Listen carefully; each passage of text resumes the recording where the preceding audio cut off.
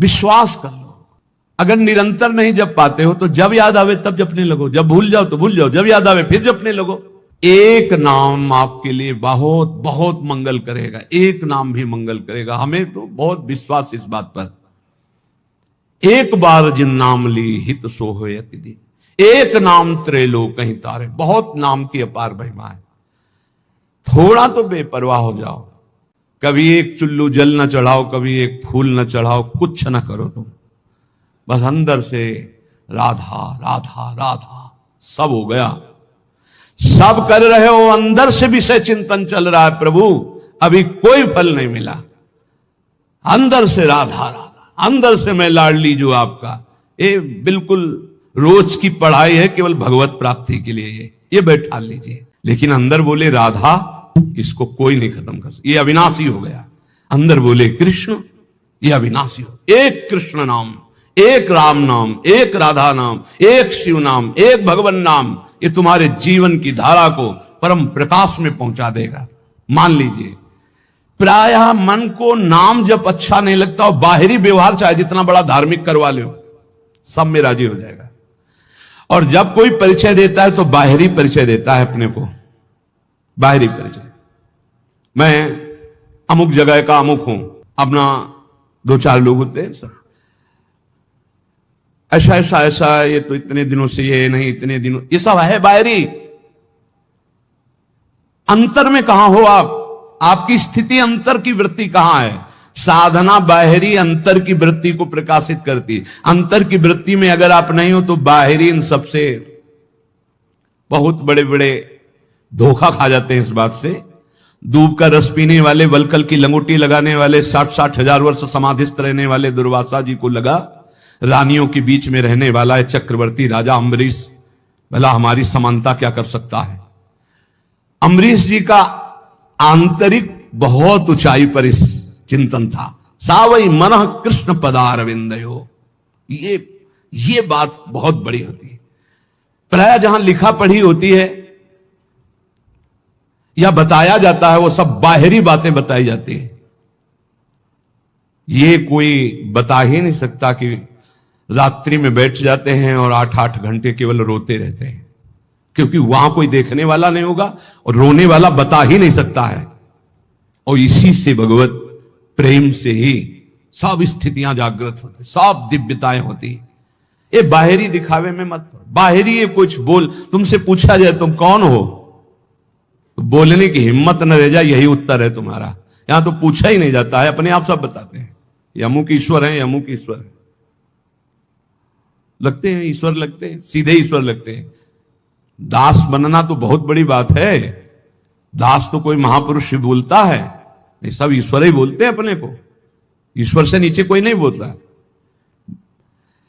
ये वात्सल्य दास को प्राप्त होता है। ध्यान रखना, जहां हम कह रहे हैं कि भगवत प्राप्ति निश्चित है, वहां इस बात की दासता से, नाम में, रूप में, लीला में, धाम में आश्रित हैं। अपना कोई बल नहीं, अपने सबसे छोटे तो बहुत बड़े पद में पहुंच जाओगे।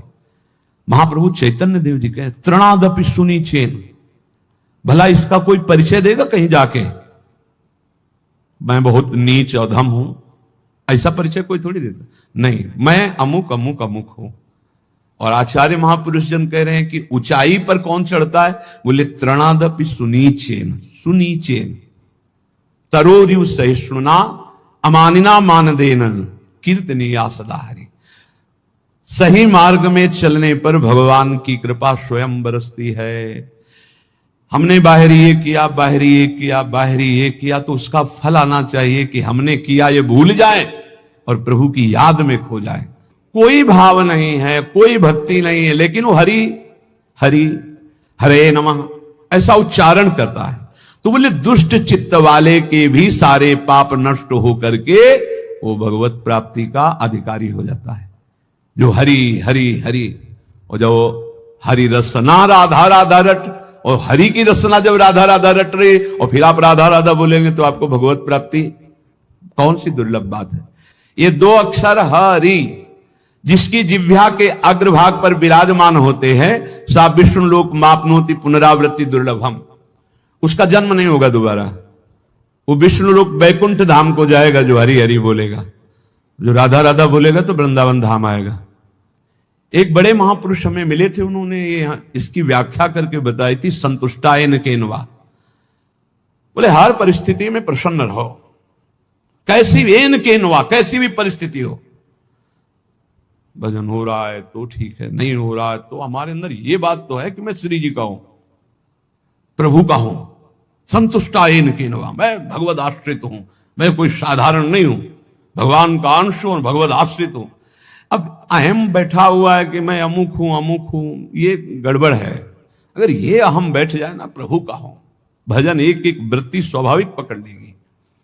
भगवत प्राप्ति स्पष्ट कह रहे हैं, जिव्याग्ये वसते यस्य हरिरित्यक्षरद्वयम्, जो हरिनाम जगत शिरोमणि, वंश बिना कबहू नहीं ले हो। ओम तो श्री हरिवंश, श्री हरिवंश। हरि ये आधा, हरिवंश का आधा नाम, ये त्रिभुवन को तारने की सामर्थ्य रखता है। जिव्याग्ये वसते यस्य हरिरित्यक्षरद्वयम् सा विष्णु लोकमवाप्नोति पुनरावृत्ति दुर्लभम। अब नहीं होगा उसका जन्म जिसकी जिव्या के अग्रभाग पर आ गया हरि हरि हरि हरि, ऐसा बोल लिया। जब हम भगवान नाम जपते हैं, भगवत मार्ग में चलते हैं, तो कभी कभी हमारे गुरुजन हमको दंड देते हैं बिना अपराध के भी। वो बहुत से भगवत प्राप्ति के बाधक भाव को मिटियामेट करने के लिए होता है।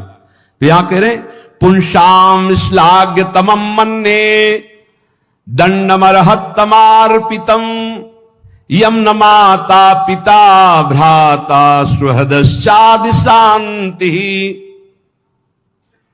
संसारिक लोग गुरुजनों के भाव को जानते नहीं, इनके रिश्ते नाते में बड़ी दम होती है।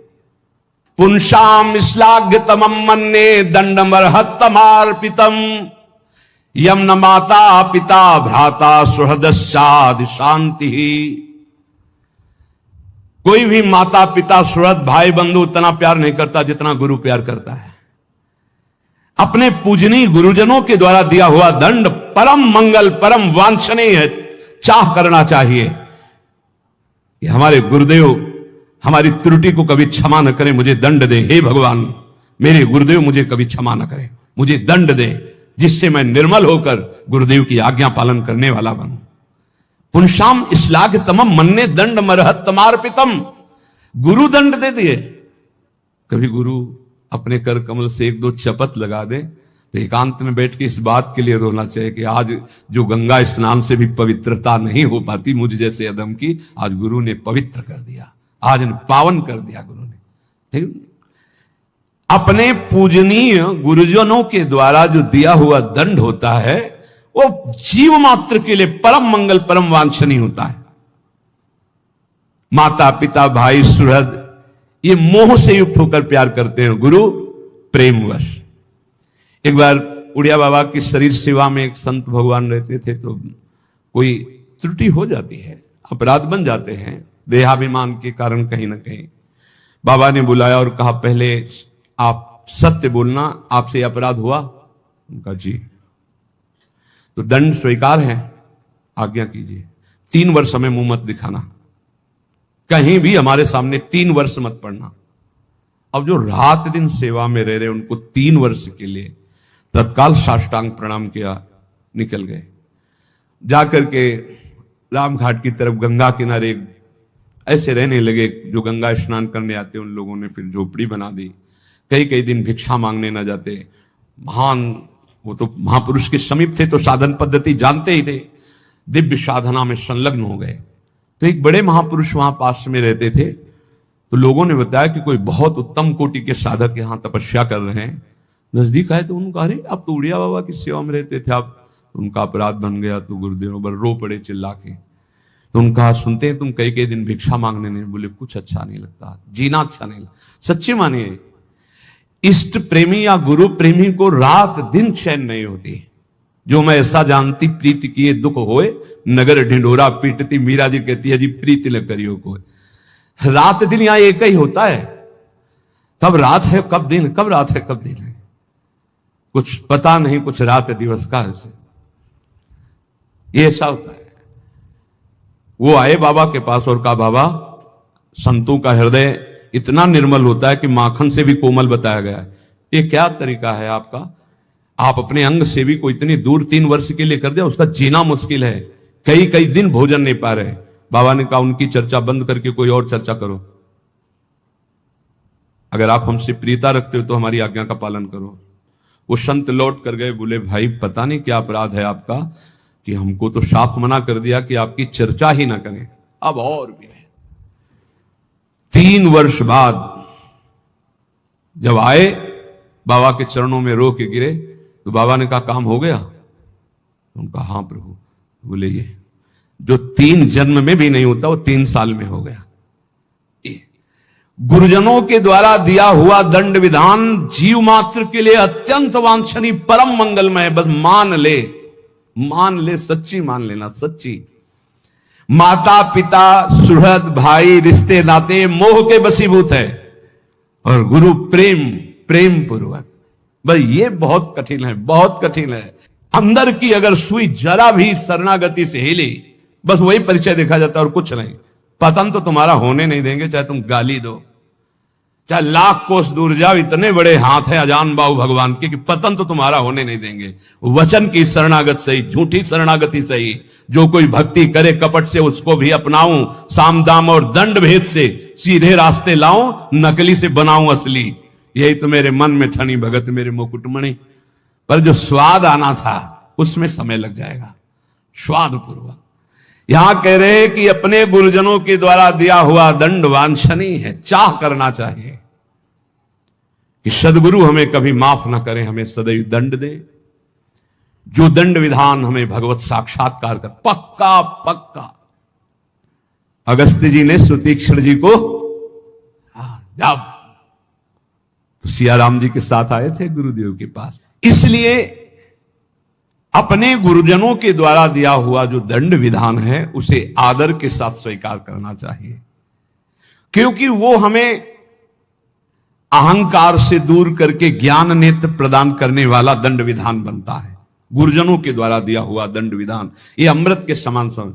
एक दिन पद दोहा गा रहे थे हरिराम व्यास जी की, तो उसमें था कि लोक की बड़ाई कुकर की सिबान, और प्यार किए मुख चाटी है, बैर किए तनहानी, और रसिकों की गारी भली। दोनों में था कि अगर संसारी आदमी बड़ाई करे तो उसे अच्छा मत समझना, और अगर गुरुजन रसिक जन कड़ुए वचन बोल के डांट दे तो नाच पड़ना जरूर परम मंगल हो गया।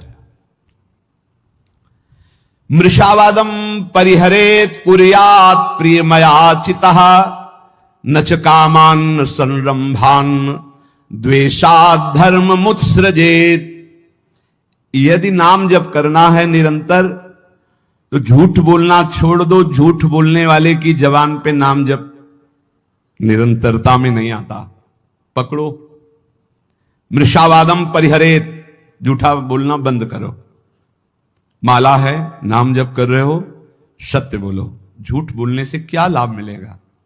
भगवान नाम में चल रहे हो, भगवत मार्ग में चल रहे हो। और देखो, व्यापार आदि में भी झूठ बोलने की जरूरत नहीं। जिनको लगता है बिना झूठ बोले व्यापार नहीं चलता, वो कमजोर हृदय के हैं। सब कोई जानता है मुनाफे के लिए व्यापार किया जाता है। अपनी सामान का मुनाफा जोड़कर बोल दीजिए, झूठ बोलने की जरूरत नहीं। अरे बहुत झूठ बोलते हैं। एक गमछा है खरीदने के लिए, जिससे गए वो 130 रुपया, नहीं थोड़ा कम कर दो। वो तुम्हें बताएं, कसम से कहते हैं 120 का लाए हैं। अब 120 का तुम ले ही ले, तुम्हारे लिए हम कसम बोलने की क्या जरूरत थी? झूठ क्यों बोल गए? भाई 130 का हम दे रहे हैं, तुम्हें लेना लीजिए, नहीं दूसरी दुकान दीजिए। ज्यादा उसमें चापलूसी या झूठ बोलने की जरूरत नहीं। मृषावादम परिहरेत, यदि आप व्यापारी हैं या गृहस्थी में कोई भी कार्य बोले बिना झूठ बोले काम नहीं चलेगा। ऐसा तो हमें शास्त्रों में कहीं नहीं मिला कि कोई व्यापार कोई ऐसा कार्य की झूठ हो। हाँ, एक जगह जरूर झूठ बोल देना चाहिए। यदि किसी के प्राण बच रहे हैं, सर्वस्व का नाश बच रहा है, जरूर झूठ बोल दो, उसके प्राण बचा लो। वो झूठ तुम्हें सत्य का लाभ प्रदान करेगा। अपने स्वार्थ के लिए झूठ मत बोलो। और कम से कम भजन करने वाले तो झूठ से थोड़ा बचने की थोड़ा इसलिए कह रहे हैं कि पूरा हरिश्चंद्र बनना तो बहुत ही कठिन है। क्योंकि मोबाइल का समय है, अब झूठ ना बुलवावे तो इसकी महिमा क्या है। झूठ तो बुलवा ही देता है, बहुत झूठ पकड़ा जाता है झूठ। वो जहां मोबाइल तो आजकल तो हेलो ही बोलते हैं सब, बोले राधे राधे राधे राधे। कहां हो? बाजार में है इस समय, बगल से बगले के फ्लैट में है, बाजार में है इस समय, तो नहीं मिल सकते। बाजार झूठ बुलवाता है मोबाइल, बहुत झूठ बुलवाता है। वृंदावन में है, अपने घर में, कहां हो? इस समय तो आगरे में, आज तो नहीं मिल सकते, फिर आगे बताएंगे आपको। अब क्या जाता है, झूठ बोल दिए। अरे भैया बेमतलब झूठ बोल रहे हो, नहीं असत्य संपादक पुंजा। और बता दें, झूठा मुंह मत रखना यदि निरंतर नाम जप करना। चरणामृत पीने से झूठा नहीं होता, भगवत प्रसाद का किनका लेने से झूठा नहीं माना जाता। शेष कुछ भी झूठा मत रखना। कल हमको एक डॉक्टर साहब शिक्षा दे गए हैं कि आप शराब मांस शादी के लिए तो निषेध करते ही हैं, तमाकू और पान मसाला का भी निषेध कीजिए, क्योंकि इससे कैंसर हो जाता है। तो इसमें और दोष है कि जैसे आप, अब जब चिंतन हुआ तब समझ में आया, मुख में रखोगे तो मंत्र नहीं जप पाओगे, फिर खूब अच्छे से कुल्ला करके जी भी करके आचमन करके फिर मंत्र, ऐसा कौन करता है। तो मसाला तो और तमाकू सुपारी खाने वाला निरंतर नाम जप नहीं कर सकता। इसलिए प्रार्थना इस पर भी कल से हमें शिक्षा मिली, भगवान विविध रूपों में आके शिक्षा देते और कह रहे थे कि हम डॉक्टर हैं मुख के, सैकड़ों ऐसे लोग जिनके मुख के कैंसर हो गए हैं, जो तमाकू, गुलमंजन, पान मसाला, तो ये भजन में भी खतरनाक है भाई। सिद्ध पुरुष हो तो हम प्रणाम करते हैं भाई, लेकिन साधक हो तो पान मसाला, तमाकू, ये चीजें बंद कर दो। अभी तक तो हम यही शराब मांस इसके लिए बोलते थे, वो कल बता गए, बोले बड़ी बुरी स्थिति कैंसर के मुख में हो रही है इसी से। तो झूठ बोलना छोड़ दो। पान मसाला तमाकू ये सब इस भजन के लिए बहुत बाधक वस्तुएं हैं। कुर्यात प्रिय मया चितः, कभी दूसरे का अप्रिय ना करे। अब यहां विचार करना है, दूसरा अपनी भावना से दुखी हो रहा है वो बात अलग है, हम कोई ऐसा अप्रिय कार्य, अप्रिय वचन, अप्रिय चेष्टा ना करें।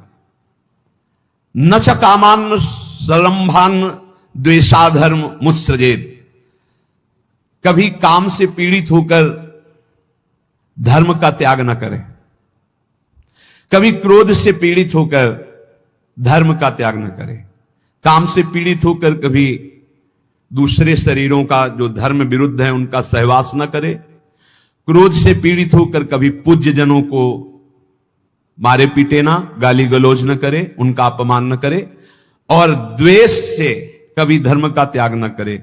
द्वेष पूर्वक किसी का अहित, किसी का मंगल ना करे, तो निरंतर नाम चलने लगेगा। आप अभ्यास करो, तमाकू मसाला ना खाए, झूठ न बोले, पराई माता बहनों की तरफ काम दृष्टि से न देखे, या पराये शरीरों से काम भावना धर्म विरुद्ध न करे, क्रोध में आकर पूज्य जनों का अपमान न कर दे, कड़ुए वचन न बोल दे, द्वेष में आकर किसी का अहित न करे, तो नाम जब अभ्यास से बहुत जल्दी निरंतरता पकड़ लेता है।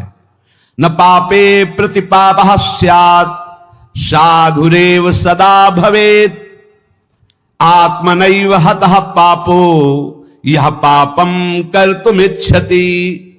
यदि तुम्हारे साथ कोई पापी आदमी पाप का बर्ताव कर दे, यदि तुम नाम जापक हो, तो उसके बदले में तुम पाप मत करना। ना उससे तुम बदला चाहना, ना भगवान से, ना किसी और के सहयोग से, और ना स्वयं से। यह भगवत प्राप्ति के लिए है।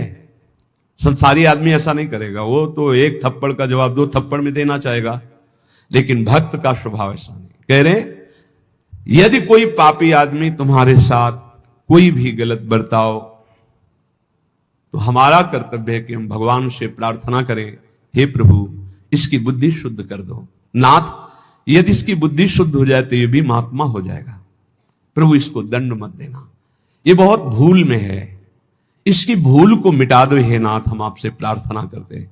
इसका प्रभाव ये होगा कि भगवान आपसे बहुत प्रसन्न हो जाएंगे, उसका तो जो होगा वो उमा क्षमा सापौते भारी, वो दंड तो भोगेगा ही भोगेगा पक्का, पर आपने क्षमा कर दिया तो आपके लिए आपके इष्ट बहुत प्रसन्न हो जाएंगे आपसे। जो साधु स्वभाव है वो किसी भी भारी संकट में पड़कर भी पाप कर्म ना करे। जैसे एक प्रसंग आता है संकट का,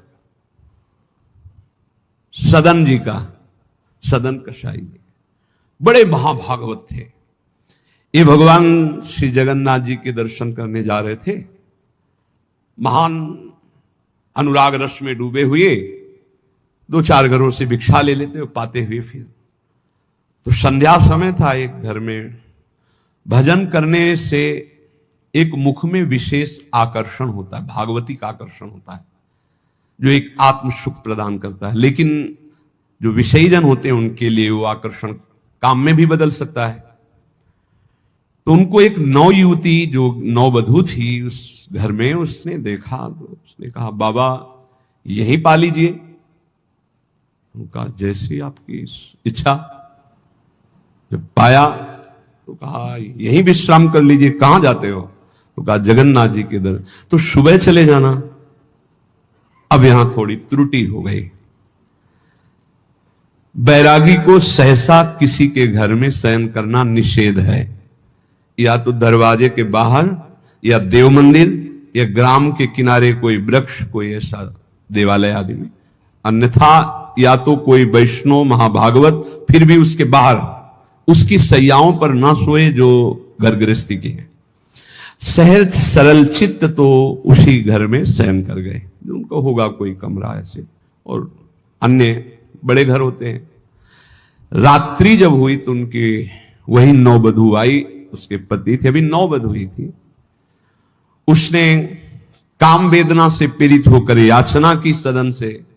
सदन जी ने कहा कि तुम कैसी हो, तुम्हारे पति है फिर भी तुम ऐसी याचना करती हो। चली गई। तो उनको लगा कि शायद समझ आ गई हो, उसने जाके पति की हत्या कर दी। उसको लगा कि ये इसलिए बड़ा काम पापी स्वभाव का होता है, जब बुद्धि में बैठ जाता है वो कुछ भी पाप पूरे परिवार को मार सकता है। ऐसा है, बहुत ऐसी घटनाएं सुनने को मिलती है। वो आयुष ने कहा पति की हत्या कर दी, अब तो स्वतंत्र होना, अब तो भयरहित हो। तो उनका धूर्त कहें कि ये हमने कब कहा, ये महत अपराध करने वाली तू है। तो उसने कहा होश में अगर हल्ला मचा दिया तो जान से मार डाले जाओगे यहीं। उन्होंने विचार किया कि बात तो सत्य है। तो उन्होंने कहा धर्म में प्राण त्याग देना सही है, लेकिन अधर्माचरण करना सही नहीं। तो उनका देवी तो चाहे जो कुछ करना चाहे कर ले, पर मैं धर्म विरुद्ध आचरण नहीं करूंगा। उसने हल्ला मचा दिया। गांव के लोग एकत्रित हो गए। क्या ये साधु नहीं है, ढोंगी है, इसको हमने बड़े सम्मान से भोजन पवाया और अपने घर में वास दिया। ये रात्रि में कुछ धर्म विरुद्ध आचरण करना चाहा था, मेरे पति ने विरोध किया तो पति का गला काट दिया। अब मेरे साथ मनमानी करना चाहता था तो मैंने आवाज लगा दी, आप लोग मेरी रक्षा कीजिए। बंदी बना लिए गए, राज दरबार में पेश किए गए। राजा ने पूछा कि आप अपराध किया? एक बार उन्होंने कहा कि नहीं।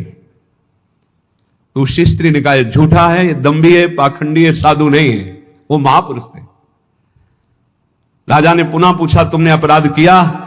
तो उनका ये जो देवी कह रही उसी के अनुसार मुझे दंड दिया जाए, क्योंकि भगवान की इच्छा, इसीलिए सब विधान बना। तो दोनों हाथ यहां से काट लिए गए, हाथ कटवा लिया धर्म विरुद्ध आचरण।